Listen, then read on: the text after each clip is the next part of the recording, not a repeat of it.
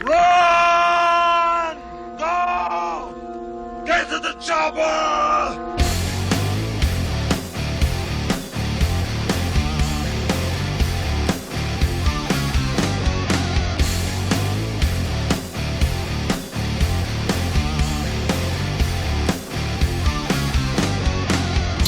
What's going on, everybody? Welcome to the Rhythm Section Podcast. Across from me is Jeff. That's Derek over there. Thanks, Jeff. And thank you for joining us. As you all know, hopefully by now, we're called the Rhythm Section Podcast because Jeff is a drummer and I'm a bass player. I'm getting that a lot. Yeah. You guys, are you a musician? But yeah. But so that's why we're the Rhythm Section: drums, bass, and we talk to musicians. Yeah. So it's very music based. Yep. Musicians, pillars of the community, leaders, ambassadors, photographers, all the good guys and girls out there. And then we try to have fun and have a little bit of nonsense mixed in with that too. But depending on where you're watching or viewing or listening to us, you might not know of other locations you can find us. So Jeff, why don't we start with the socials? Where can they find us? Yeah, Facebook and YouTube are the two video platforms. YouTube is preferred. And then we got Spotify, Stitcher, and Apple. And that's the main stuff until we get some more things rolling that we're working on in the future. At the Rhythm Section Pod on That's Facebook. it. Go to that link tree in the description. You'll find the links to that, our YouTube channel. Full-length video publishes every Monday, 6 p.m. Central on YouTube and Facebook, and early morning Mondays for the audio presentation. And as always, you can help support us through Patreon. Yes. Again, you'll see that link underneath the Linktree link, and tap into that, and it'll bring you to a thing that's called the tip jar. It's $1 a month, $12 a year. If you're willing to spare that, it goes a long way. Yep. I think we're up to like 15. That's awesome. Are there new ones? No, 2 weeks in a row, no new ones. Okay. So I mean, All right. I don't know what to say, man. Can't use I think it's time to give up. Yeah. Time to give up. Take our ball and go home. And as always, parental advisory is definitely recommended, but not this one so much. Today's interview is David Kurtz and Bill Maharrey. Did we? Yeah. I don't believe there was any. Did we cuss a whole lot in that one? There was no naughtiness. I can't remember, but Me either. yeah. So that's who we have coming up in this interview today is David Kurtz and Bill Maharrey. We are looking forward to this one because there's a special feature in this one that we'll talk about. We learn about the band lineup, which is where David played with Josh Haynes and who else? Pete Mendillo. Sorry to put you on the spot. That's okay. First thing. Pete Mendillo was in that band. Davey Smith played bass. Yeah. And Kenny Long on keys. Awesome. Well, we definitely dig more into detail on that. Yeah. So we'll get back to David and Billy Maharrey being Tony Maharrey's brother, drummer of for the Amber McCain band. But before we dig into all that, we have a ton of things to talk about. And Jeff, I'm going to let you start here. You want to talk about this cool band called the Driptones, an instrumental surf band, which is really cool. So let's learn a little more about that. Yeah, and I mean, I'm going to tell you that the members, the names of the members, Jason Moore, he's on guitar, and he is a Dick Dale tribute artist. And then we got David Walter on guitar, Daryl McConnell, and Ken Armstrong kind of alternate bass duties. So there's two different bass players. And then Todd Mullins on drums. I haven't seen these guys personally yet. It's one we're going to put on our list to make sure we get out and see them. I know coming up in April, April the 15th, they're at the Cooper Young Porch Fest. So I've never been to that. Yeah, neither have I. I used to live there. Unfortunately, that date is also my boys in Tora Tora. So we won't be able to make Cooper Young that day. Sorry, Driptones. Yeah, we're going to be a little busy with that. So, but, if you get a chance, get out there and check them out. I know they're wanting to book gigs and start really getting out there. So Dick Dale, right, is sort of the artist there. Yeah. Sounding like. Yeah. I don't know a whole lot about him as an artist, but he's definitely known for his double picking. Okay. And I'm not familiar. And baritone guitar type double picking too. And I forget what part of the movie Pulp Fiction kind of made you know that double picking line you hear in Pulp Fiction? That's Dick Dale. I did not know that. Yeah. Okay, cool. And when I hear surf band, I think obviously the Beach Boys is the first thing that pops in my mind. Well, I have a special place in my heart with that because of the Ventures. Okay. I believe they did this song, Pipeline. Okay. I think it's the Ventures. I always was told it was the Ventures. Pipeline is a classic instrumental guitar line that my uncle taught me and my cousin, like one of the first riffs I ever learned when I was like 13 was Pipeline. Gotcha. So it's a cool, classic surfing type of instrumental. Yeah. They do have a website, driptones.com. Mm-hmm. So check them out there, and I'm sure when they book gigs, it'll show up on their website if you want to follow that sort of thing and go check. It will absolutely be a different type of show and a different type of music. And that's not a bad thing. I think you'd be delightfully surprised at how virtuoistic. I don't know. Did I just make up a word? Maybe. A little higher end than people would imagine. Hey, if you make it up, you won't screw it up. That's right. But there's some riffage in that music, some real picking. Yeah. Some real drumming, that's really good stuff. And then, of course, all the melodies being carried by the guitar player. So, right. Because there's no singing. So I'd love to go see them. Yeah, we'll have to. I think that'd be cool. We will make time. So, talking about seeing bands, my goodness. Yeah. We got to talk about Area 51 Celebrates. That was now, by the time people are hearing this, it's going to be like a couple weeks removed. But we had a good time there. And then I want to talk about, we went to Supernova Studios to hang out with Fever Tree. Yeah. And then this weekend, as we record this, I'm coming off a 2-nighter. Yeah. 2 late nights in a row. Third weekend in a row I do it. I don't know what's going on. You soloed Friday. I soloed Friday again. Now that I've done it, you're on your own, buddy. I don't need you anymore. No. But what's funny is I have my mom. So let's get into that. So Area 51 Celebrates. Yeah. Let's start there. It was at Hadley's. Yeah. And it was the night to celebrate Pete Mandillo. Yep. And Josh's wife, what's her name again? Laura. Sorry, Laura. Yeah. Made all these amazing shirts that we pre-sold, that they pre-sold. So they were all there in their bags, ready for everyone that bought them. And then, of course, everyone started wearing them. And then it was also a night to announce the new drummer. Yeah. And look, I know that Jimmy Falk, he took this really seriously. Mm-hmm. He was just as big a fan of Pete as I am. Or he is just as big. Wait a minute, this is for Jimmy. Got you, buddy. But I know that he was, as many gigs as he's played, and he's played in front of lots of people, he was nervous because of what he was doing. It's a tough spot to be in. Very tough spot to be in. That is not a spot you want to have to step into and take over. But he did a fantastic job. And look, Jimmy, we all love you, and we know you did a hell of a job. And I know that you've. It was a somber moment for you. It's hard to celebrate something like being given that opportunity because you had to take over for somebody who's passed. Yeah, and someone good. Yeah, someone legendary, right? Yeah, but you killed it. The whole band did. Oh, and it was great. Just a great night. You know who really enjoyed the show? I know. Darlene. My mother. Yeah. So you have a new thing to deal with on a constant basis.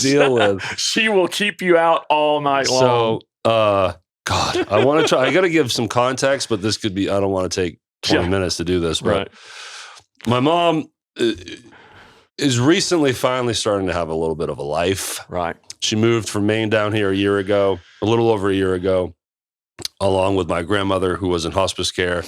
And there was a lot of, my mom was the caretaker for many, many, many, many years. Right. So my grandmother passed last March. Right. We're working on a year, a couple weeks away from a year. And it's been a process, of course, for my mom. Well, over the last few months, she came out to see us play. So that was a new thing for her. And next thing you know, she's going out on the dance floor. And then I'm seeing her like dance with men. I mean, this is so foreign to me. Right. Totally. For 16 years, we lived 1,000 miles apart. I get it. Even before that, I didn't go out to see bands with my mom, you know. But so then I finally take her out to a show. Yeah. And that's Area 51 Celebrates at Hadley's. And now it's on. It's game on now. She had such a good time. I want to thank Jimmy and Donna Phelp for letting us sit with you, along with Steve and Katrina Owens. Oh, we totally took over their booth. But those were that was our crew for the night, and we thank you very much for letting us kind of hang with y'all. And then, of course, Donna now doesn't care about us anymore, Jeff. No, she's a fan of my mom. Yeah, that's the other dynamic. My mom's been a YouTuber for like a decade. All right. And that's how I have a channel. Story behind that. But people are now, because this podcast lives on my channel, right? The new traffic that's going there is now discovering my mother, because her and I do videos together. Yeah. And now they're like, oh my God, I love your mom. And it's just like, what about us? Yeah, we don't get any love. They discovered Arlene, and Jeff and Derek are done. So she was having a great time, and there was no way I was going to leave early. Yeah. So we stayed till the very end. Yeah. You definitely rolled out, you know. Yeah. And, you know. That's pretty typical for me. Yeah, but it was. I do my best. It was packed too. So it was, you know. It was, and I room. didn't have a place to sit. Yeah. I was standing behind that wall, and if I moved, I would lose my spot. So I stood in one spot for over an hour. When they finished, Josh walked over and was like, man, I've never seen you here this late. Yeah.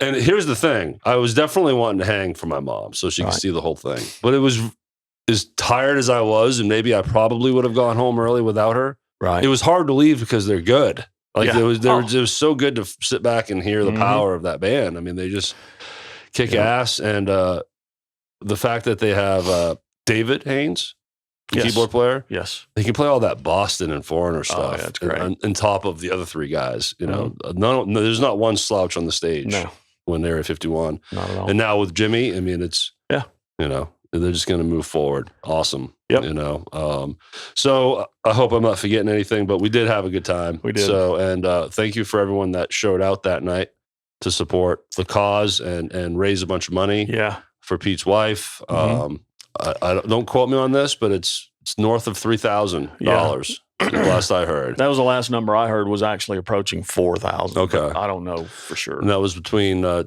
T-shirt sales and tips and donations. And, you know, so that's I'm sure that is helpful for her. Yeah. And if Carolyn is watching, we just know we love you, and we miss Pete. And, you know, what else can you say?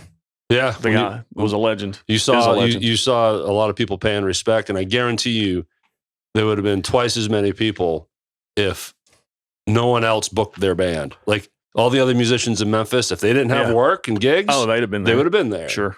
So that was a special night. Then you and I had a cool invite. Yes. Why don't you tell the people where we went? Yeah, well, I don't remember what day it was. What was it It was Monday. Monday. Supernova Sound. We got to go hang out with our buddies in Fever Tree while they laid down some tracks for a new single. Supernova's a studio. That's in Arlington, right? That was Arlington area. That is the Arlington area. Yeah. Yeah. I'm pretty sure the name of the new single is Rock and Roll Cabbage. You weren't supposed to say anything, Jeff. That's a secret, top secret.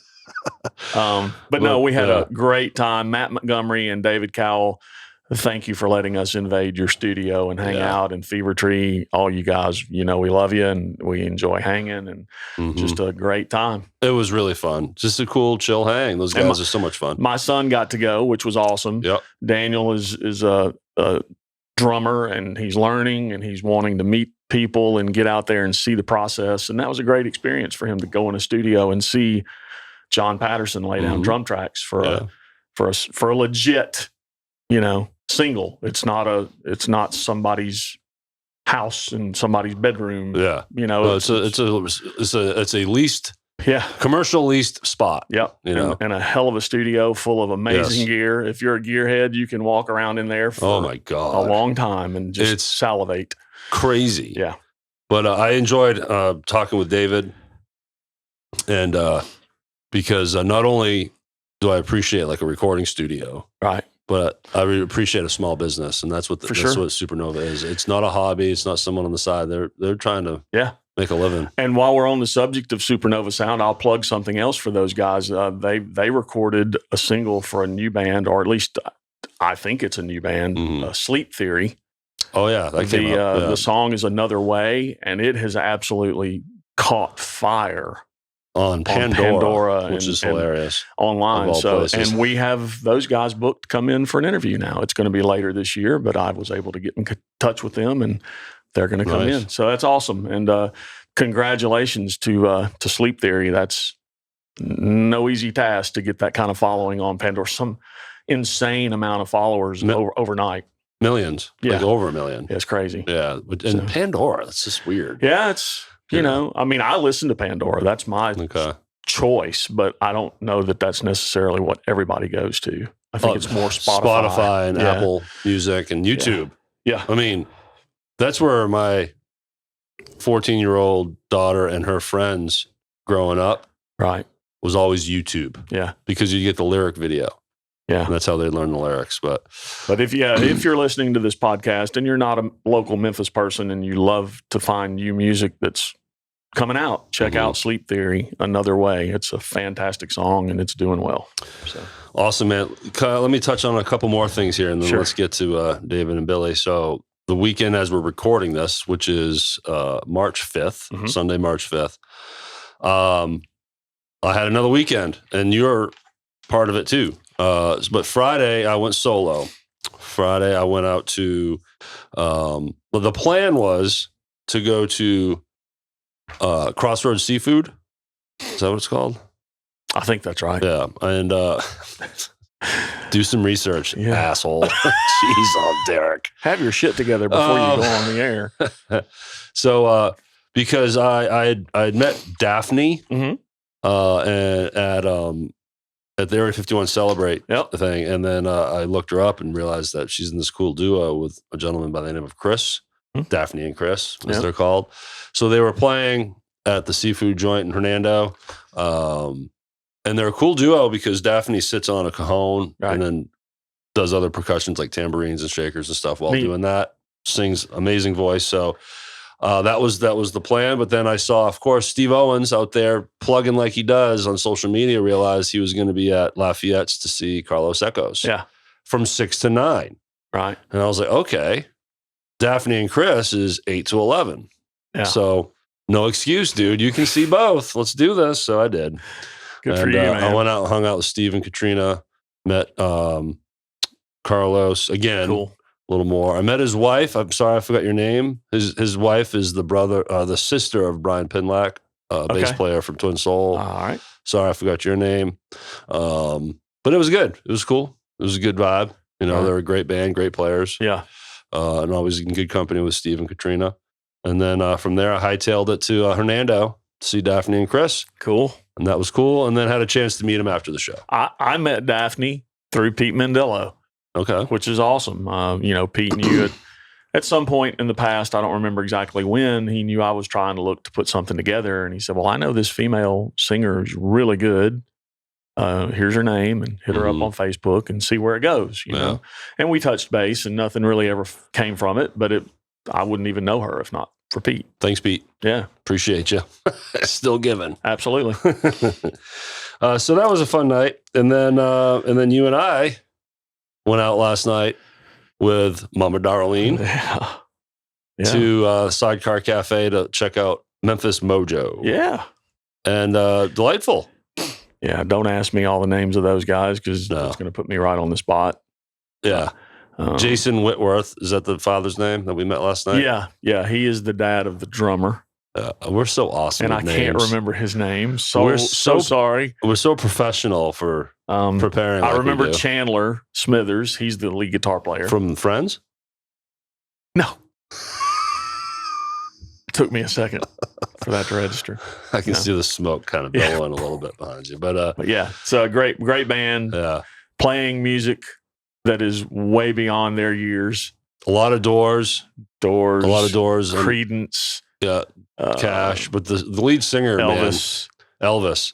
Lead singer has an insane range. Yeah. I mean, he's got that croning thing like Jim Morrison down. Right. But then he can get it up there like Robert Plant. It's pretty interesting. A great band. Drummers like Animal back there. Yep. You know, it's refreshing to see some kids having a lot of fun. Absolutely. You know, they're all on the younger side. The bass player looks like a older fella. I did not meet him or the singer, but we met the drummer and guitar player. Right. So, but so I've been watching clips. You know, I've been following them, and they definitely have some cool clips out there. Oh yeah, of playing some Zeppelin and some off the wall stuff. So.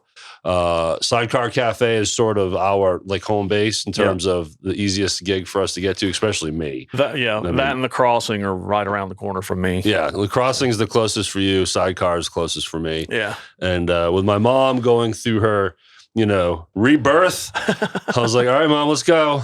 And her and I agreed to get there around 6:30. Then I found out she's driving herself. Yeah.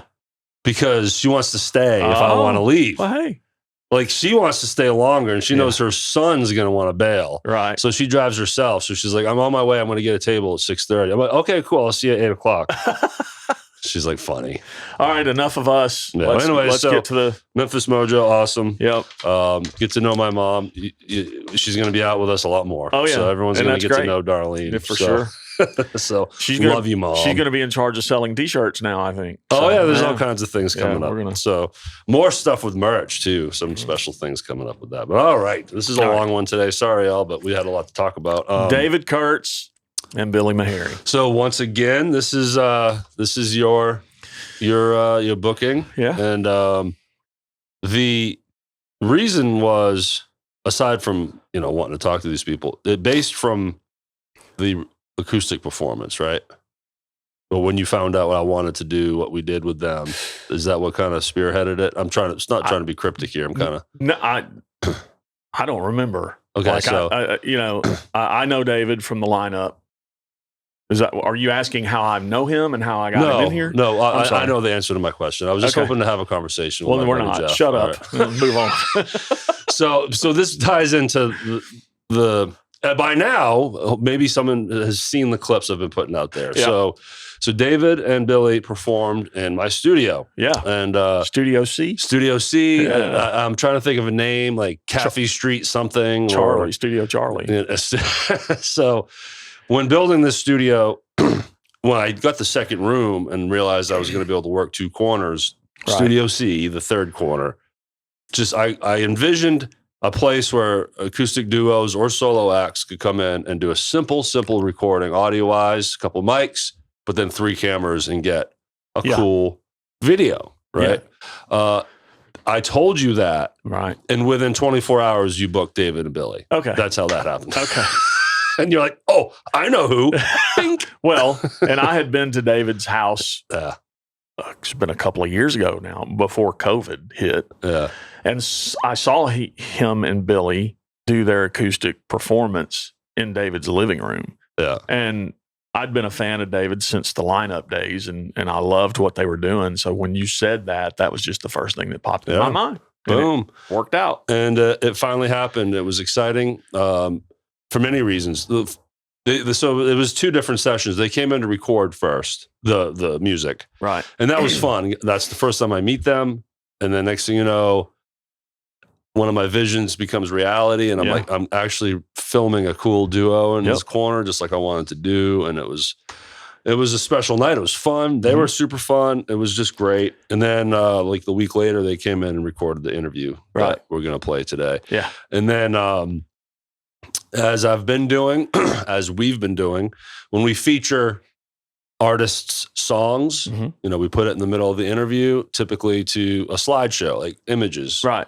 Well, this one is a live performance. A performance from Studio C. Yeah. Well, maybe it's Cafe C or whatever. I don't know. I got to think of some cool name for that, for that corner. And also, by the way, as you're watching this, the studio is for hire too. Like, this is a service. Yeah. This is absolutely a service. Sure. And make no mistake, bringing in artists and kind of collaborating on the front end and giving a little bit is marketing. Is part of my marketing as well, just to get foot traffic in here. And then now, video examples of what the corner has done. And since then, they've come in again and recorded another session. Yeah. So we haven't released any of that yet, but Well, we know there's tons of acoustic artists in town that do it. A lot of people enjoy the acoustic situation because it's a lot less hassle than a full band. You know, one or two people singing with an acoustic guitar or cajon or just something like that is just a lot easier to book and deal with. So we got a lot of acoustic players that might be interested in that. You can work more weeknights and still make some good money. So, so then, of course, we get to know the guys, right? And as you mentioned, David Kurtz was with the lineup. Billy Maharrey is Tony Maharrey's brother. And really fun guys. Both amazing guitar players and singers and songwriters. Yeah. Like I said, I can't say enough good things about David Kurtz. I've loved that guy since I met him in the lineup. Yeah. And I met Billy through David. Another fantastic player and person. Yeah, it's just been a great tons of fun having him in here. Yeah, tons of fun, and I got to work with again. You weren't feeling that well that day. When they came in for their next session, but you know, it's cool to be able to sit back and watch some artists do their thing for a couple hours while all I got to do is hit the record buttons. Oh yeah. And sit back and take edit notes. Right. That's about it. So it was a lot of fun. Well, man, we went a little long on this one. All that said, here comes the interview. What's happening is I'm getting too comfortable now. Getting on this mic sitting across from you, and now we're just shooting the shit like we're buddies still. I'm going to have to have the shut up Ike sound over here. Shut up, Ike. So I can tell you to stop. But it's all good, man. Sometimes we go a little long because we got a lot to talk about. Yeah, because we're getting out there. Yep, we're doing it. We are. I'm trying to get a social life again. It's crazy. Yep. But again, Facebook at the Rhythm Section Pod. Yep. Linktree. Find all our platforms. Mondays 6 p.m. Central. Facebook, YouTube, Patreon. Patreon if you feel like it. And we love you guys. We thank you for the support. And so awesome. Sorry, I feel sleepy over here. That's all right. Look, check out David Kurtz and Billy Maharrey on the Rhythm Section Pod. All right, I'll take care. See ya.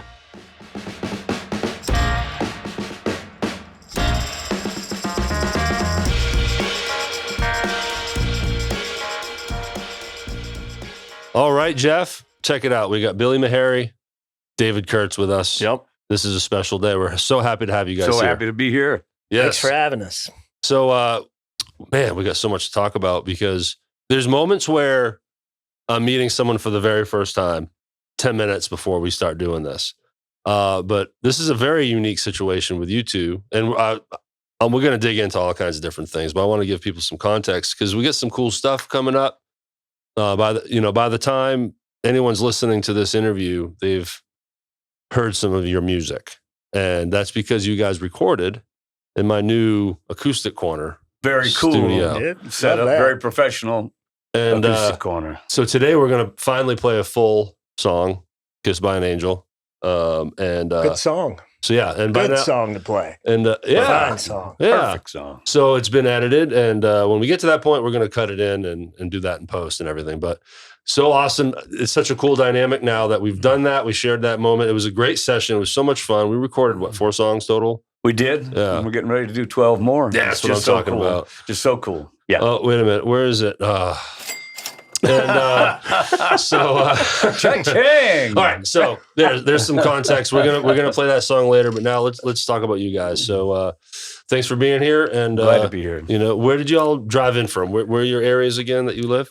Oh, I came from the magnificent metropolis of Mount Pleasant, Mississippi. Okay, that's where you live. It is where I live. Mount Pleasant, Mississippi. It's just in the country. I guess is what shocker. I mean, that's easy to happen. Yeah. But like, are we talking how far south from here? It is way more east of here. If you think Memphis, even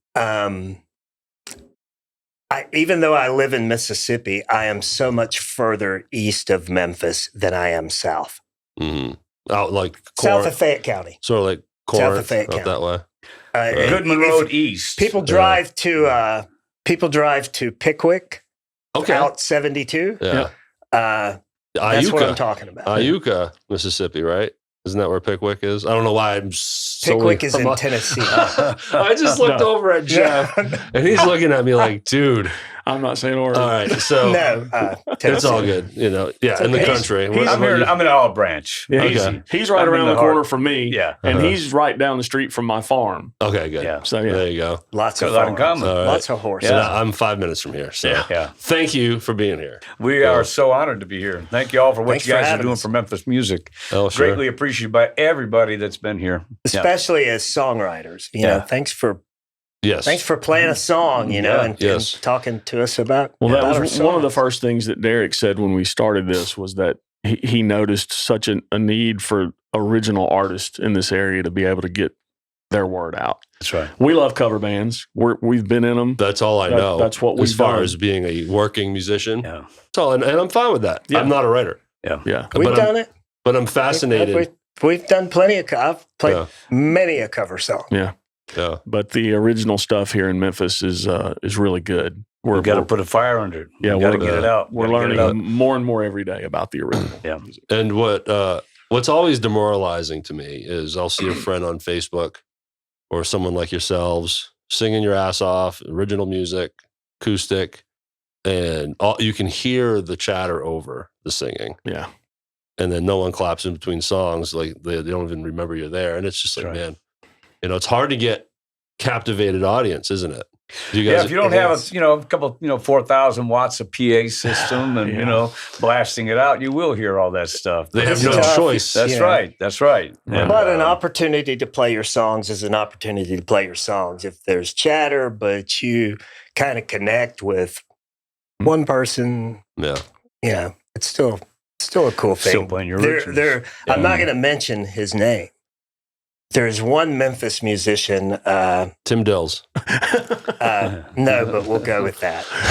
I don't know why, Tim. Sorry. I'm on your side. I don't need to be picking. Anyways, go ahead. But there's one particular Memphis musician who I am fond of. Great songwriter. And he will stop. He will stop and stare someone down until they stop talking. I can tell you who it is, but I won't. I know you can. I know my wife and I love to. I need to learn about this off the air because I don't want to make that mistake. Yeah, but we're going to tell you about all the people that we've worked with and recorded with and been around. And so there's so much. Billy and I have been together for 41 years. All right, let's start there. How did y'all meet? So I came across the bridge in 1981. I had a song playing on the radio in Chicago with the band called The Shades, and it was called Saturday Night. We played that song. We sure did. And I was offered a job in Memphis from Chicago, and I transferred here in 1981. And I put together a band called The Next, and David Haynes, who you talked to Josh Haynes about, who plays with Area 51, father. was the first. He was the first keyboard player in my first band in Memphis. Awesome. And what year was Josh born? Was this even before Josh? Pre-Josh, yeah. Josh wasn't born yet. Yeah, Josh. Is it cool to drink? Absolutely. Yeah, absolutely. Absolutely. Got a bottle over here. As long as it's not Pepsi, you got to get out of here. It is not. It's green tea. So, at any rate, I had that band, and we did a job at the Highland Station off of Highland, obviously. And the band was The Next, right? The Next, yeah. And White Kid Leather was playing the same venue that we were. And The Next opened up for White Kid Leather, and I watched their show, and they watched my show. And after the show, they were like, let's get together. I remember that. Yeah, let's get together. It was Highlands. I thought it was a Boxcar Eddie's. It's right there on Highland. I'm not sure, Billy. I think it was Boxcar Eddie's and became Highlands. Anyway, same place. So it went from White Kid Leather, what it was back then. It was an old adult movie theater on the Highland Strip near the University of Memphis. Nice. And it ended up converting to put a stage where the screen was. Yeah. And we played there. That's how we got hooked up. And for me, it was an outlet for me because I was just when I crossed the bridge, it was like my writing of my original music, just kind of like water on a seed. Now you're in Memphis, right? That's right. That's right. And that's why I came to Memphis. I was like, the music history here is so strong, so great, and it's going to be good for me in so many ways. Not only did I had a job when I came here, but I started writing. And I was writing my ass off. And at that time, I was 1 year out of high school. So White Kid Leather was, when you're in high school, we certainly played in bands, but White Kid Leather was the first band that I played in that played clubs in town. And first working band. So I was right out of high school, but we wrote. It was a cover band, but we wrote songs. We played our own songs, but we had more cover songs than we had our songs. So sure, it was, and I think that's what the interest was. Even the Beatles did that. Yeah, I mean, absolutely. Metallica, they all did that. Yeah. But that's what I think. That's what the interest was. That gave me an outlet for my songs, playing with that band, and just because I had songs I brought with me from Chicago, but what I started writing here was a little bit heavier and a little edgier, and it all fit in with what White Kid was playing, and it worked out to be a great combination. And Billy and I started writing songs together, and we're still doing it. That was at least 40 years ago. The venues were friendlier, yes, in the 80s for original artists, weren't they? Yes, it was. One of the venues that I have to mention was Club Television. Absolutely. 380 Beale. Absolutely. And so we were playing there almost every weekend. Wow. And we could do who played there during the week? Show on stories from there. Yeah. But we better not. But who played at that club during the week? Very famous Memphis musician. From the Barcays. Ben Cauley. Played up in the lobby. Up in the lobby. And no, we did. We knew. I think the majority of people coming in there had no idea who it was. Yeah. Mm-hmm. Sole survivor of the Barcays plane here's crash. This old guy up here playing a saxophone. Throw him some change or whatever. And it was crazy, man. Ben Cauley. Beautiful. That's awesome. What was downtown Beale like in 1980? Closed. It was closed. There was just nothing. Run down. There was nothing. Club Television was it. Yeah. The New Daisy, I don't think was open back then. Mike Glenn, the godfather of Beale Street, came in and he took over that piece of property. And it was open shortly after that because we played it after you left. We were still Looker. Yeah. But we played there. So I know it opened right after that. But God, the club, we parked. Parking in the back, and there was a dressing room up front off the lobby, and this was a long building. It was a movie theater too. I think. Exactly. Yeah. Exactly. It was a movie theater. So it was a long building that kind of sloped down, and it was hair band, whatever was happening. In of course, it was. It was Memphis original music. So it was Memphis original.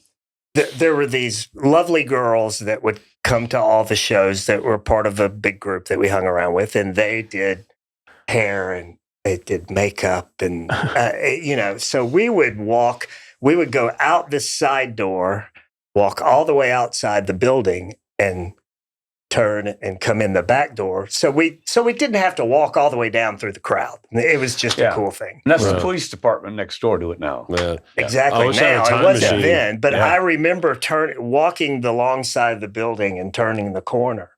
And I had ridden there with David Wade. He was the keyboard player. And I remember, and he had a brand new Z28, I think, Camaro, brand new car. You familiar, Jeff? And we turned the corner behind the building, and he went, "Shit, my car's gone." Oh Lord! No. And we had to play. We weren't cell phones or whatever, but it was time to play, and we played. And I think when we had a break is that sucks. when the law was called. Yeah, dear mom. I'm without a ride. But it was rough. There was nothing. It was not like Beale Street is down there now. Yeah, now it's great. Yeah. Well, better, for sure.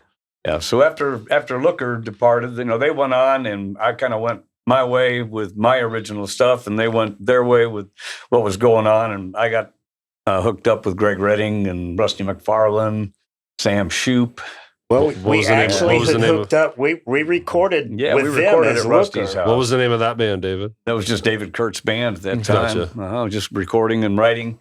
I had no creative input. They wrote the music, and I wrote the lyrics and the music to it. Oh, okay. So I didn't get any idea, hey, can we put a verse here, a chorus here, or no arrangement. It was up to you to find the melody? Or did they kind of get... No, it was all, they just wrote music, and I wrote the melody, the lyrics, and sang them. Dude, that just takes a lot of talent, though. But yeah, I met them we were recording one of our final projects with Looker at Rusty McFarlane's studio. Yeah, Yeah. So when you're in that position, David, it's such a different dynamic. It must tap into a different part of your music soul, right?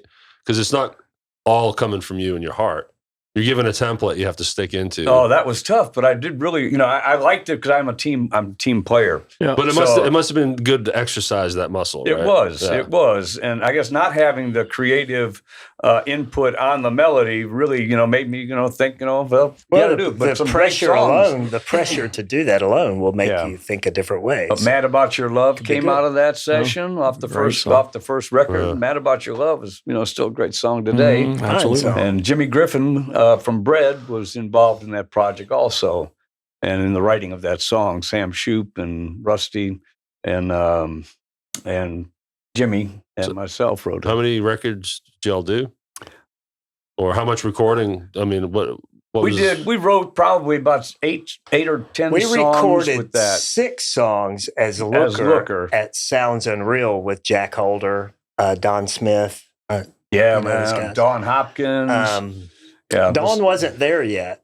Dawn was there afterwards when you did stuff with Jack. But we did 6 songs in the band Looker there. And then... How was that experience?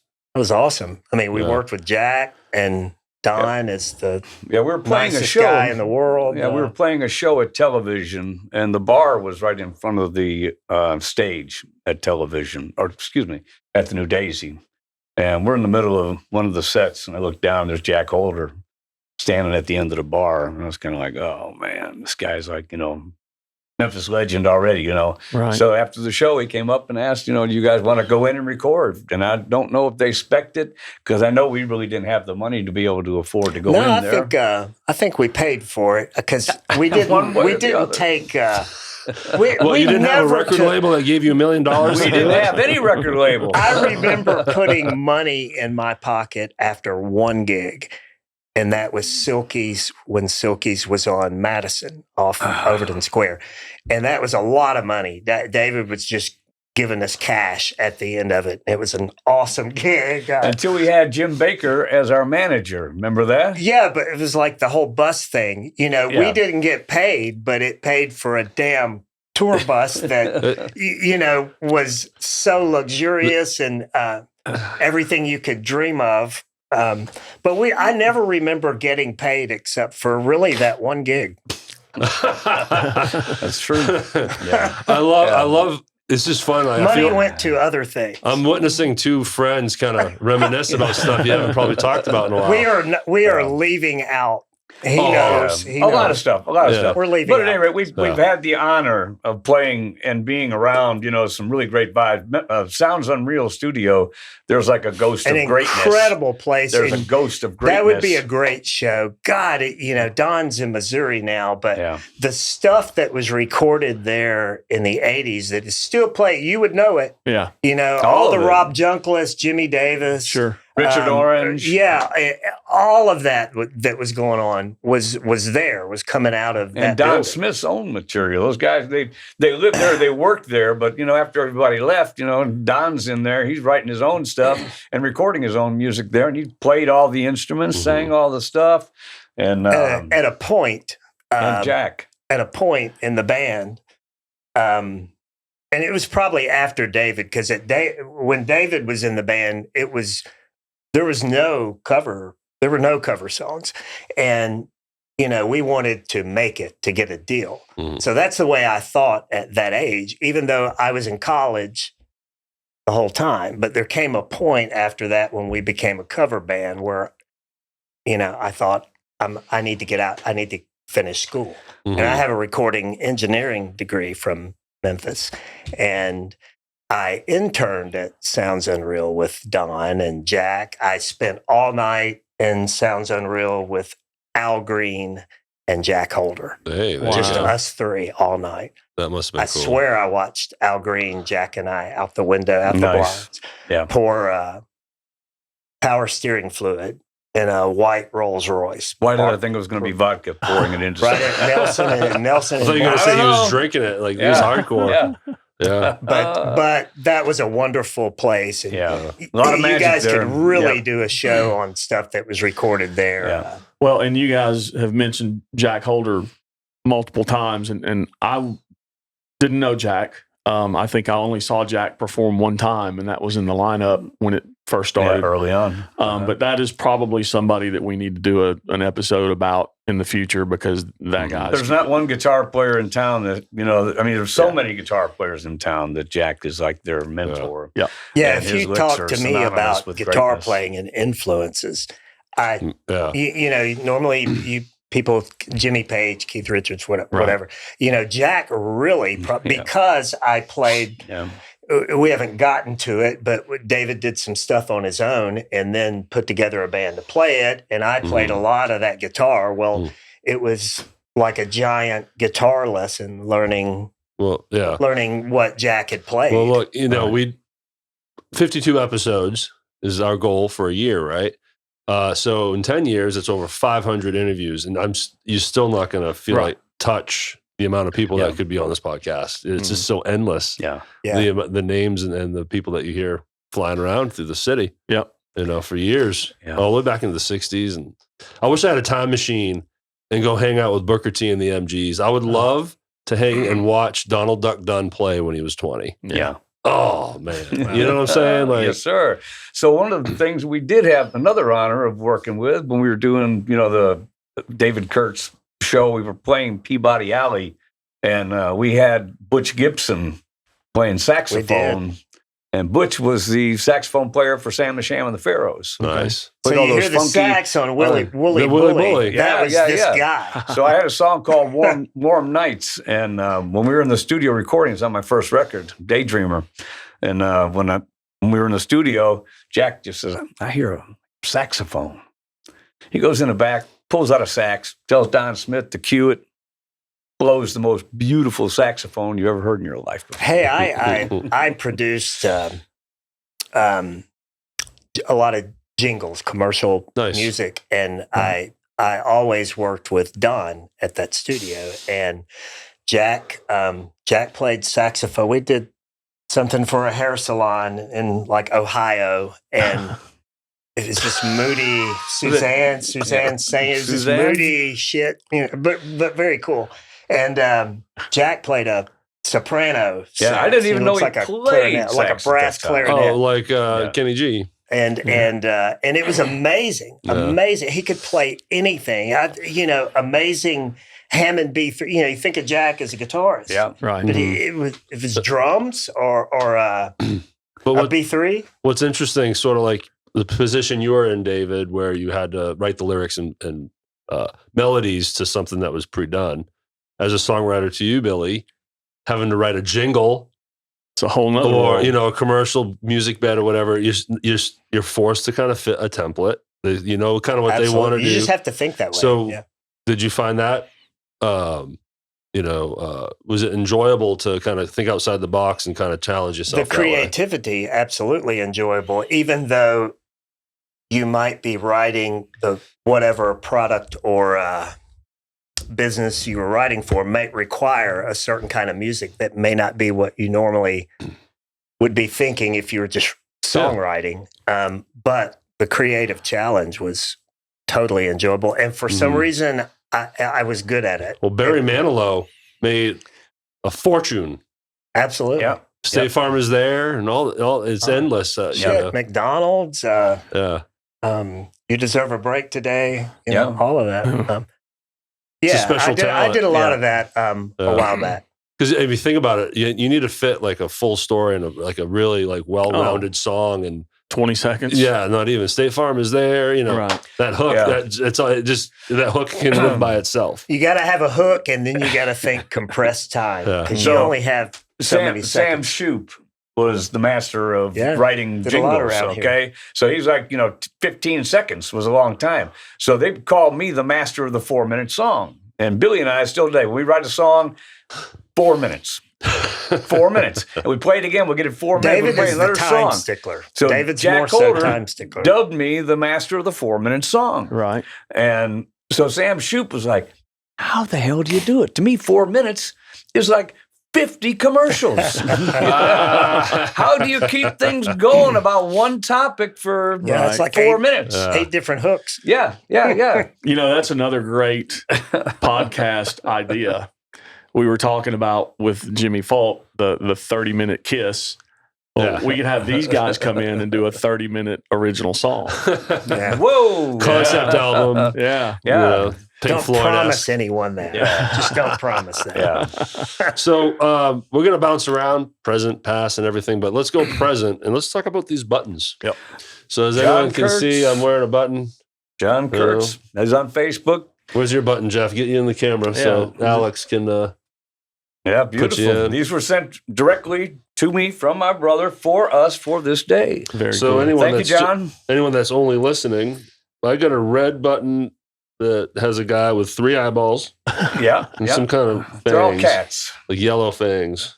They're all cat buttons. They're cats. Cat buttons. Yes. So is your brother a cat fan? He's a cat fan. Yes, he is. And he also is a fantastic, unbelievable surrealistic artist out of Chicago. Awesome. Very, very renowned there as an artist. And across anybody that's got his stuff is all over the world. So he made this for this day? He made these for this day for us. They're awesome. Proud to wear it. There's no two that are the same. And but this look him really up on Facebook, is, John Kurtz. This is such a micro sample of the artist that he he's is, because phenomenal. his paintings are like collages of all these different images. I've seen some. It's phenomenal. But they're always in this color. It's acrylic on canvas. Okay. Well, doesn't take a rocket scientist to realize that you and your brother are creative. So parents, were you coming from a creative line of family? Well, there's 9 kids. John was the artist. You were one of 9? You're one of 9, yeah. Woo. Wow. Yeah. Well, my father played harmonica. My mother sang. Anytime they all got together, they'd smoke and they'd drink and they'd sing. And my dad would play harmonica. So that's where my musical roots came from. And I have older sisters that played all the 45s downstairs in the basement. I couldn't go down there, but I could sit on the steps and listen. My mom played BG 8 tracks. Nice. That was my upbringing. Nice. I wonder why I became a bass player. Yeah. Shocker, right? Yeah. How's your falsetto? In my late 20s, I started losing it. Now I just... Dude, you never had it. No. Some days better than others. So the new project, Billy and I, at the end of the lineup project, which I definitely want to touch on that at some point. But go ahead with this. At the end of the lineup project, we did "Good Things in Life" record with Steve Ingle. Yep. And Billy, myself, and have you heard any of that, Derek? No. It's on iTunes. Good Things in Life. David Kurtz. What you've heard of us playing, of course, is acoustic. This record's really heavy. It's recorded at Arden's. It's heavier than you can probably full band imagine. Who are some of the players? Well, we had Billy and myself. Steve Ingle played. James Flynn played bass. Tony played drums. Tony Maharrey. He's been on the show over here. Oh, that's right. I just also played in Looker. As we're recording this, I saw your brother play last night at Neil's. Yeah. Oh, nice. I went How was it? Oh, they're great. Yeah. I don't want to derail this, but your brother. No, it's a great band. Your brother is an awesome drummer. He is a great drummer. Yeah. But so I didn't. This is about you guys today. Yep. Tony already had his chance. That's right. He already came in here. He got his 45 minutes. So at any rate, we after the Good Things in Life project, I started having a couple songs that I wanted to hear a mandolin on, and it was stuff that wasn't going to work in with the hard rock stuff that we were doing in that Good Things in Life project. Right. And Billy had a song called "No Vacancy" that we recorded here. Yeah. And he needed some lyrics for that. And I needed to hear. No, I just played it for you.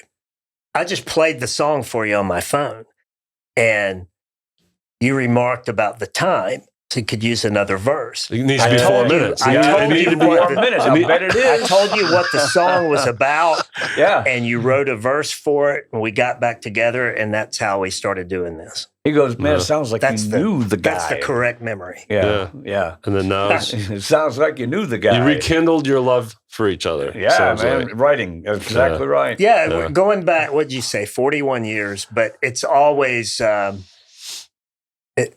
we've always, ended up playing together again on something. Back in the same church. When something works, you come back to it. Yeah, exactly right. We work very well together, and I don't know anybody I'd rather write and work with than Billy because he's just so creative, Same. and I love you too. Should we turn the lights down? There's a lot of love and respect. That a minute? A lot of love and respect. That's and good. so Absolutely. And we write more now than we ever did, even though we always wrote. Yeah. This is how I feel right now. Such a pretty moment. Oh my word! I don't hear that. Am I supposed to hear? I don't hear shit through these. Do I need them? Are you really not hearing anything? I haven't heard a thing. Dude, your headphones are off. Are you kidding me? You should have spoke up. Okay, we're not editing that. Oh man! All right, so I'm going to play it for you. Yeah, please. I cussed. Please. Dude, I feel bad. You've been hearing. Am I red now? You're supposed to. All right. So at any rate, we started with 2 songs, and we just went to another one. And Billy, he had a song, and I hear a little lead break thing. And I'm not a lead player. I'm not even a guitar player. My guitar appears on not one of my records. No, you're a guitar player. I'm sorry. 3 LPs already recorded. He says that he plays. Really? He plays fine. So even though you perform this stuff, David's a fine player. but you'll bring in a guitar player to comp your parts. Well, you got a guy named Jack Holder playing, or you got a guy named Billy playing guitar. Why do I need to play? He hits the strings exactly perfect at the same time. And that's the way it should be. That's the way it should be. I'm making shit rattle and. but also hanging on to the ego part. Yeah, it's like you should be like, I want to. No, yeah. That's why I don't edit this show. Yeah. Right. Alex is the magic man behind that. Yeah. I was breaking strings on one of my guitars, and I took it to Bob Scobie, who's had Billy's guitars for a year now. But at any rate, I said, I'm breaking strings. I don't know why. And he just put a little note inside my case. Said, your guitar's ready. And inside there was a note that said, evidence of a heavy right hand. Please suggest lightening up. That's why I was breaking strings. I'm hitting them too hard. Yeah. So at any rate. Hey, come on. Yeah. I mean, he would be a great show too. I mean, the guitars are meant to pound on. I mean, look at all the bands out there that just destroy their guitar. Yeah. They play hard. All the punk. I mean, you kidding me? They're bleeding on their guitars. Yeah. And I'm sure they break a string or two. Yeah, that too. So writing together has been really great. The last one of the last ones that we did was a song. Billy says, you need to write a song about wildfires and hurricanes. With all this stuff going on in the world, it's kind of crazy. So we need you to write a song about wildfires and hurricanes. So he came to practice the next day, and I said, or the next week, whatever it was, and I was like, I think I got it. Mm-hmm. And we did. We had a little chord thing we were messing with. Yeah. And I had probably said that title for weeks. It was 2 or 3 years ago, a couple of years ago. A couple of years when there were lots of wildfires going on. There were hurricanes. It was just crazy. We're going to record it here. Awesome. Yeah. Right here. Next week. Yeah, as we record this. That's right. Play another sound for Billy because his headphones are now working. I want him to hear sounds. I don't care what it is. Just play something. Anything. You tell me I can play sounds? You can play sounds. What? Oh, surprise me. Here we go. Oh, where do we start? Wow. Oh, you guys, this is funny. You guys familiar with The Christmas Story? Mm-hmm. Of course. Yeah. Absolutely. The leg lamp? Yes. The plastic leg lamp? Yes. That falls off the windowsill that's just a few feet from the floor? That sounds like a damn chandelier, not a plastic lamp. Is that a clip from the movie? That is a clip from the movie. Is. Like when all the effects are real. Yeah, we pull them from movies and everything. All real. Well, these ones over here are stock that came with the stupid soundboard. But then we have what I call resonant sound. So like when I lose concentration and I ask a question for the second time because I missed the answer the first time. Squirrel like a dog. Anyways, but you don't even have to say where that came from. And then when Jeff talks too much, honestly, I've played this for myself more than anything. Shut up, Ike. So that means shut up. Anyway, so look, thank you. So if we hear that, we stop. Yeah. If we hear that, we stop. No, if he plays that, it's because I'm talking. No, if I need everyone to stop. That's. I didn't mean to say that. Best one yet. All right. So, all right. Now that I got that out of my system, Jeff, thank you. You should give me permission more often. Okay. Just a note. But all right, let's play a song. Let's play a Kiss by an Angel. And then let's talk about it, and then talk about the recording experience we had and all that. Let's dig into that a little bit. But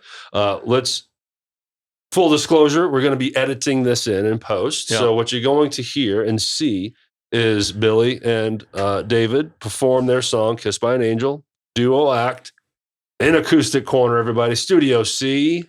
Nice. And, Studio C. And by now you've seen clips and little teasers and everything, but now we're finally going to play the full song for you. Yep. I hope you enjoy it, and then we're going to talk all about it when we get back.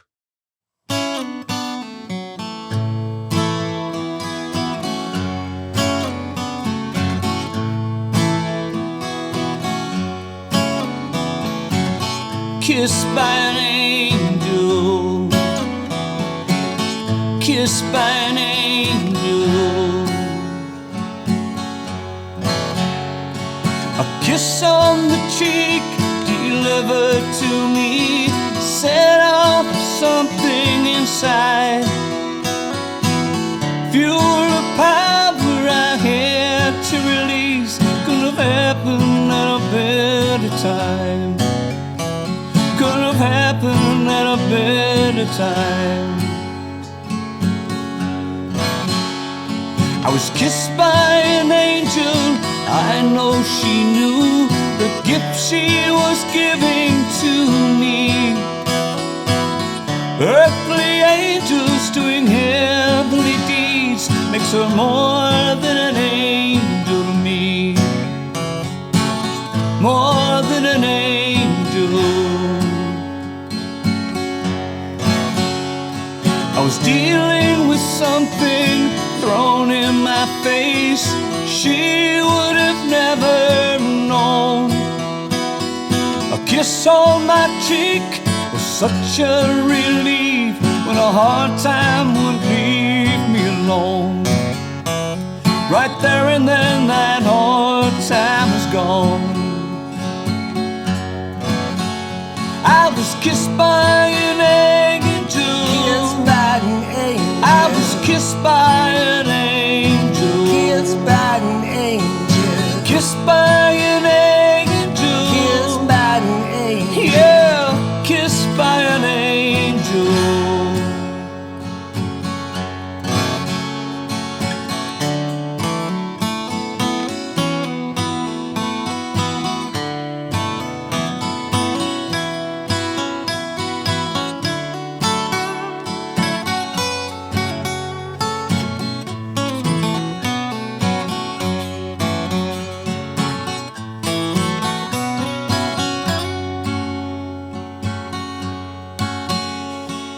I saw a glow when she walked away.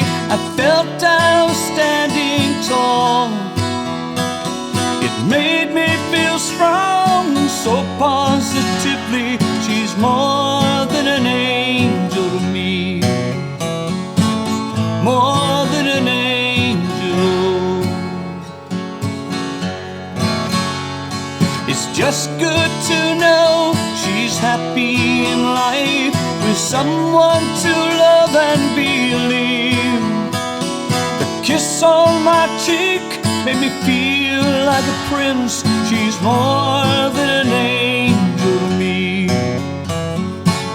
More than an angel. I was kissed by an angel. Kissed by an angel. I was kissed by an angel. Kissed by an angel. Kissed by an angel. Kissed by an angel. Yeah, kissed by an angel. Kissed by an angel. Kissed by an angel.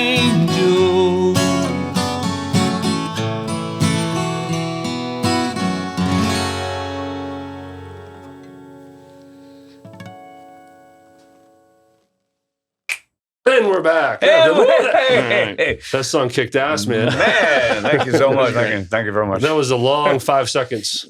It certainly That was it's supposed to be a 4-minute song. It was like 5 seconds in real time for us. 5-second one we worked on. That's one of our favorite songs to play. All right, so before we talk about how it came to be that you are, blessed us to come in our facility and record that with us, talk about the song and the writing and the story behind it.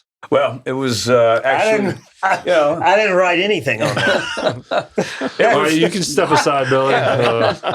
It's a song I had the idea for years back, and I kind of pulled out a folder after an event at a gig, and it was just it wasn't anything special, but it was just somebody that distracted me from something I had going on. Mm-hmm. And when she walked away, she just gave me a peck on the cheek and walked away. And she was a friend of a friend, and that was it. I've never seen her again, but it just kind of changed something. And I went back and I pulled out that folder, Kissed by an Angel, and I wrote the song. And just give you a little spark. Yeah, that's one of the nice parts about what I love about my art is it just takes one little something like Dear Mom.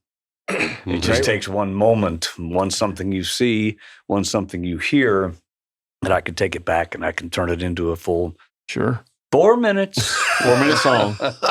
And Dear Mom was that. That was an Albuquerque moment where I saw a homeless guy with everything he owned in a shopping cart. Wow. And my brother John was with me in the car, and we saw him sitting at a bus stop with his stuff, and he was writing on a pad of paper and a pencil. And I looked at him, I said, John said, what do you think he's doing? I said, he's writing a letter to his mother. Mm-hmm. No, don't worry, everything's fine. Dear Mom.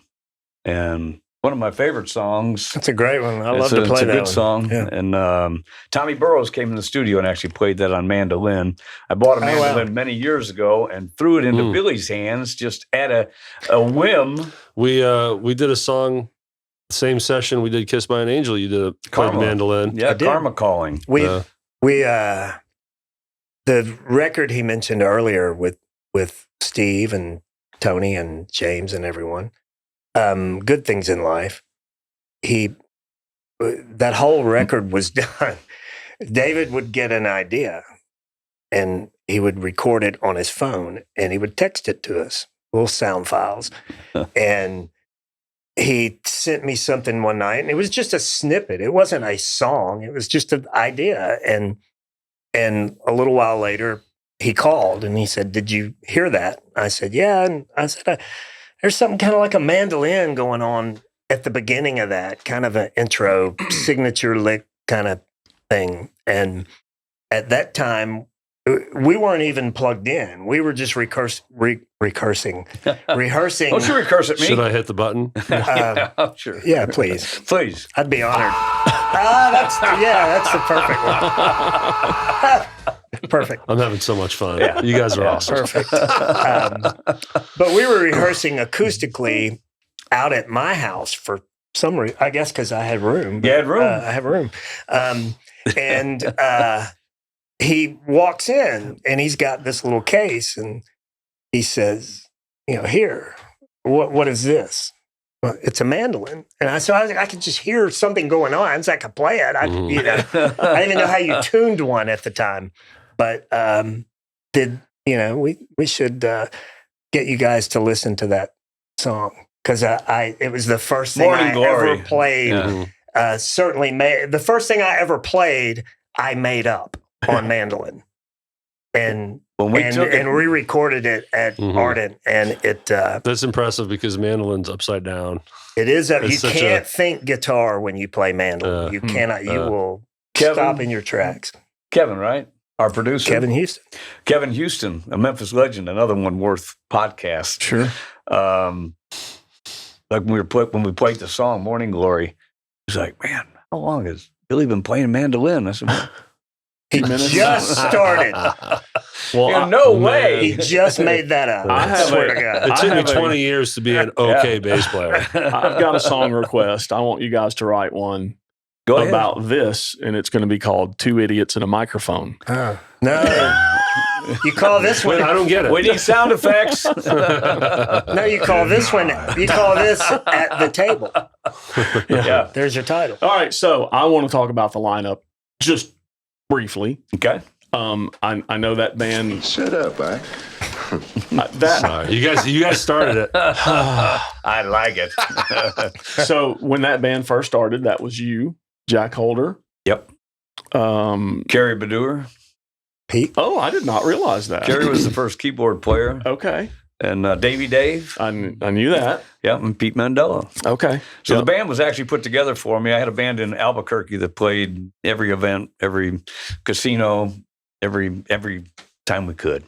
Right. And it was just David Kurtz band, and I'd been sending some tracks back to Jack of some of the original stuff that I wrote. And I'd actually come back to Memphis and recorded my Long Lonesome Journey record. So Jack had been getting some samples of the band from Albuquerque. Right. And he said, we're going to put together a band when you come back. And I was scheduled to be here in February. I guess it was 2012, something like that. And he had put together Kerry Badur and Pete and just a bunch of slackers. Dave, and we got together and what a great lineup. We rehearsed musicians. with Dan Ward over at his little studio off of Lamar, and he had a big soundboard and everything else set up, all the PA stuff. And after the first rehearsal there, the band needs a name, and I just told Jack, I said, "Got it, the lineup." Where'd you get that from? I said, look around the room, man. Come on. Yeah. So Kerry was the original keyboard player, and then Kenny came in and took his place after Kerry went on. Kerry was, of course, with Fifth Kind. And now how long were you guys together before Jack passed away? Well, Jack had a stroke. Okay. So that's when he had to leave the band. So he was together, I guess, for maybe the first 6 months. Okay. I got back in February. And we did our first gig at Neil's in June as the lineup.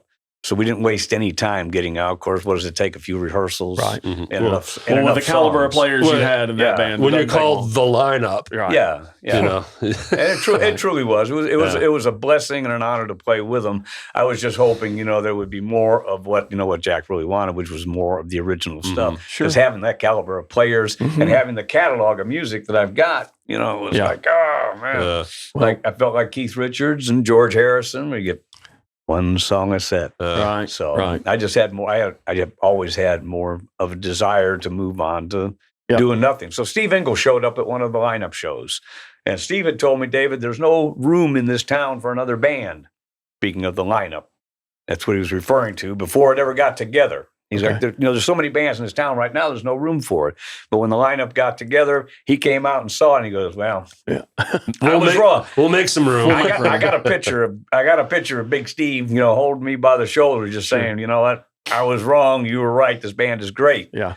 But the original stuff is what made it really powerful. Right. And it just wasn't enough of that. Understand. And then at what point did Josh Haynes? Oh, Josh took over right away. Josh took over, like we had gigs booked. Okay. And so, I got to hand this out to Josh. I mean, he's a prodigy. He's next just level. Phenomenal. And, Steve and I played the first gig without Jack. Yes. Okay. Steve and I, it was Olive Branch. At the Crossing, I think. And we played that because Steve Potts played drums that night. Ooh, you talk about being somebody's going to There's your podcast. Steve Ingle, another good podcast. So far, we've booked 10 people today, Jeff. We could go on. Yeah. Steve Ingle just grabbed me and goes, David, the original stuff here that you guys are doing is the best part of the whole show. Yeah. I like doing the emulation of the cover stuff. Sure. I can do it. Sure. No matter who it is, what it is, I can do it. Yep. But doing my own stuff is it's fulfilling. I'm sure. That's your carbon footprint. Well, you guys garnered a heck of a following during that run. How long was that run? What are we talking? 4 years.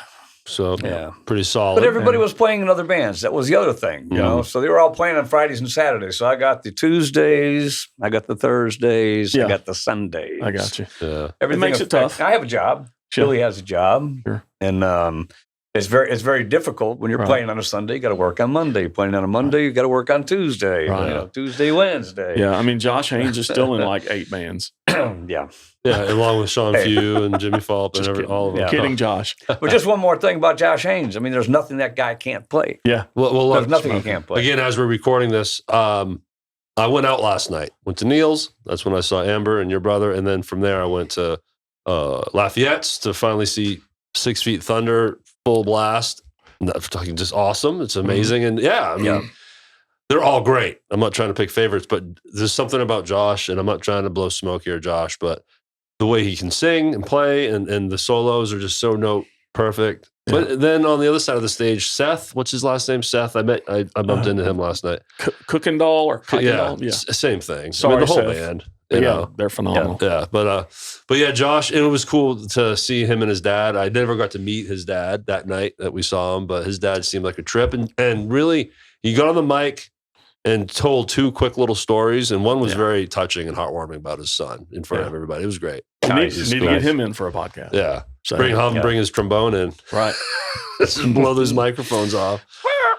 But, I do want to thank, again, I'm not trying to shoehorn my studio in this, but it is special to have you guys work in here with me like we did, the acoustic performance in that room. I'm big on firsts. I'm sentimental that way. And when this started building, so the podcast, falls under the same category. But when I knew I got that second room and I knew I was going to utilize that third corner, I always had that vision of like, oh, this is weird, be cool, just to keep it simple and record some acoustic acts. And we're honored to be a part of it, man. It's going to be incredible. We're good guinea pigs. So when I told Jeff this idea, shocker, he immediately booked you guys. And thank you, Jeff. Yeah, appreciate it. And so you guys were the first, and it forced me to get my shit together and get the studio ready, which is what I love. You got to start using your stuff in order for it to get better. Right? Yeah, we talked about it. We talked about it at first, and it's like Jeff said, "We want you to come in," and I'm like, "I'm not coming in without Billy." Yeah, yeah. This is the way it's got to be. Yeah. And so I guess he talked to you, and all of a sudden it was like, we can do it. Yeah. And it was like, well, can we play our guitars? I don't think so. No, we can do it. I was like, yes, and it's awesome. And I never had done anything like that before. For the techs out there, Jimmy Fulp, if you're listening, it was these 4 SM7B mics, 2 for vocal, 2 for guitars, 4 channels, 3 cameras, trying to keep it simple for people. And this is, let's make this a commercial. This is definitely for hire and rent. I want it so bad. We're already signed up. That's right. We are signed up for where is it? 12 tracks. And so that's awesome. Yeah. So it's great. Wednesday, are we coming back? Yes, it's coming Wednesday. Yeah, this coming Wednesday. We're going to rehearse on Monday. We rehearse every Monday. If Monday's a holiday for one of our significant others' birthdays or something, we move it to Wednesday. But we always get together once a week. And I think we only took off a real short time during COVID. Had a little break. Yeah, just a small break. That's awesome. Yeah. So Monday, that's great. Wednesday. So I can't wait. We're cranked up about it. Yep. Really can't wait just to be able to watch and listen, because again, to keep it simple, we don't do some crazy editing. You guys do a full take. If you decide, didn't quite hit it, you do another full take. Right. There's no post. Right. There's no take chorus from take Pressure. 1 and take verse from, like you guys. Right. So it's fun to just hang back and watch too. Not like back in the old days where they cut the big 2-inch tape. The solo in the song that we Kissed by an Angel on the take. I mean, it worked, but it's not what I play. I didn't like it. It's too much. I played it incorrectly, and it worked, and said, just keep going. But it was fun. It was a pleasurable experience too. Jeff was here, so Jeff kind of became my cameraman, helped me out. It was fun as hell. And Sure was. And I just was like, it was so enlightening to be like, oh, this shit's going to work in here. And to then build this relationship with y'all. I couldn't be happier. It's awesome. You. So Thank you. Yeah, we're excited about it. Yeah. Got a lot of good things coming up. Is there anything else that you wanted to tap into, Jeff, before we... I'm good. I like I said, I great meeting Billy and getting to know him, because I didn't know you before you and David were, before I met you through David. And David, I knew you from the lineup and have been a fan from day one. Love and respect. Absolutely. Yeah. And just thrilled to have you guys in here. Ooh. Sean Few wrote this with Jimmy Fulp. He gave us this song. Mm-hmm. Well, nice. Cool. Well, let's talk to the audience a little bit, and then we'll say our goodbyes here. So, because we're not quite done with y'all yet. Not yet. We gotta challenge our audience. We gotta put them into action. There's some things they need to do for us. Jeff. And what is Perfect. First thing they need to do is go find us, and where can they do that? Yeah, no, they wake up. Yeah, I'm Jeff. awake. So YouTube and Facebook obviously are our two big video platforms, and we are all over the streaming platforms for the audio. Yes. Spotify, Apple, and Stitcher. Yep. You can listen to us in the car that way. 6 But p.m. We like it if you watch because there's a lot of annex that goes on here that you can't see through the car speakers. Damn near every episode has a visual aspect. You know, Yeah. obviously now this performance, we want people to watch this performance. Right. Be able to see these guys play, but if Things like candles with rock and roll cabbage on them. hey, buttons, Nice. you know, so people come jump over from Apple, go straight to YouTube, subscribe, and watch it 100 times. 6 p.m. on Mondays, Facebook and YouTube, and then like you said, the audio platforms go out in the morning. So now scroll down to the description. There's some links you need to push on. First is Linktree. That's where you can find all the locations we're at. Plus in there, there's a tab for the Patreon. Tip jar, $1 a month. If you can spare $12 a year, fucking badass. It helps helps. It works. You know, it does make a big difference. And you know, this is powered by Shelby Row Productions and SRP Studios. If you want to check it out, go to ShelbyRowProductions.com. Guys, this was fun. We're going to do this again. Are you able to hear the music? I am hearing it loud and clear. Awesome. Poor guy. We had him tuned out. He wore headphones and couldn't hear us for half Billy, the show. are you with us? Can you hear me? Can you hear the words? All good. Billy Maharrey, David Kurtz, that's man. Jeff. Honored. That's Derek. All right, y'all. Have a great night. Thank you. See you Thank soon. you. See ya.